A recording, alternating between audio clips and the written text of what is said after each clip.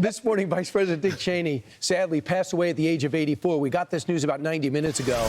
His role in shaping America's national security, making the country a safer place, particularly when preventing terror attacks after 9/11, with the creation of the Department of Homeland Security.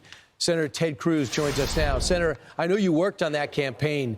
You watched that bond come together with the governor of Texas and the former Secretary of Defense. What did you see? Well, Dick Cheney was an extraordinary public servant. You're right. President George W. Bush relied on Dick Cheney for virtually everything. He trusted him deeply. And I got to say, Dick Cheney was someone who, at 34 years old, he was chief of staff to President Gerald Ford. He became Secretary of Defense under President Bush 41, and then, of course, Vice President under Bush 43.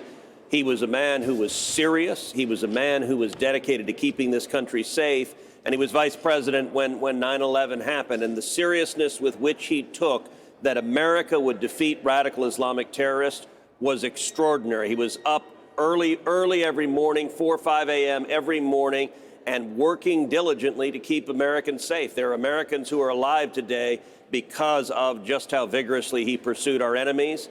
And my condolences, my prayers are with the entire Cheney family, who are losing their patriarch and losing a public servant who made a real difference.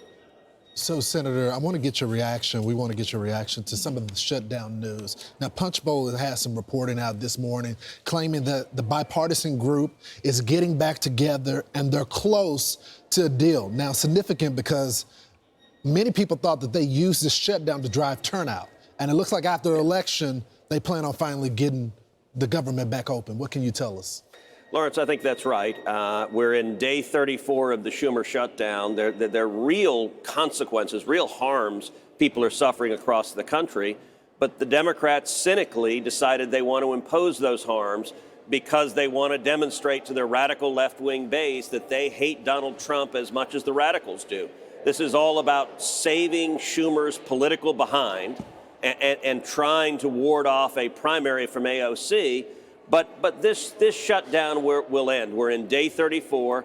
My prediction, it will end either the end of this week or early next week. It will not end today. We're going to vote later today. Republicans will all vote for the 14th time to reopen the government. I'm going to predict to you right now, the Democrats will vote no. They will say later today, keep the government shut. Why? Because it's election day, and they want to turn out their radicals. And if they actually allow the government to open up, they're afraid their radicals will stay home, and they'll lose Virginia and New Jersey, and maybe even the mayor's position for Comrade Madani in New York.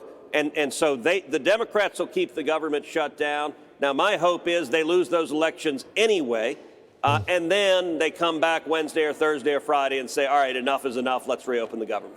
Love that. They're using politics to shut down the government. First, it was it's our only leverage. Then let's get through the no kings. Now it's let's get through the election. And then we'll be maybe interested in giving our SNAP benefits all their money back, or giving our military their pay, or making sure air traffic controllers are paid. And that leads us to this topic. Sean Duffy was on another network. He was talking about the air traffic controllers because we're all wondering, going into holiday season, are we safe to fly? Can we trust that who's in that tower, that there are enough men and women in that tower to get us off and landing safely? Here's what he said.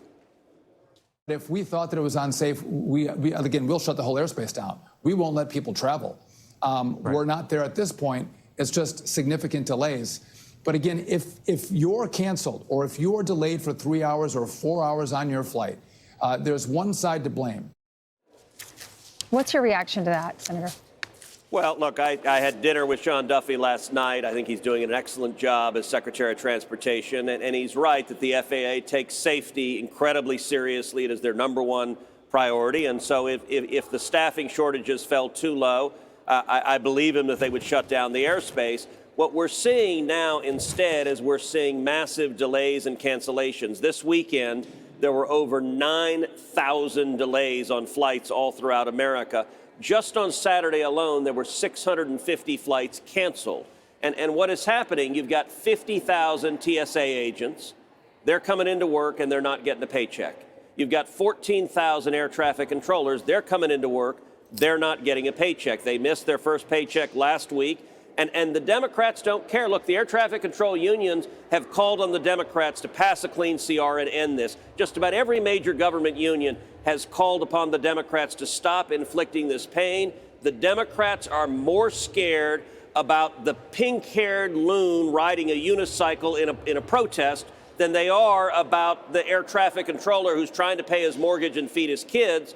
In my hometown of Houston, at the Bush Airport, the lines to get through TSA were 2.5 to 3 hours long because a number of TSA agents stayed home. This has got to end. And the Democrats know it, and they continue to vote, keep it shut down, keep it shut down, keep it shut down.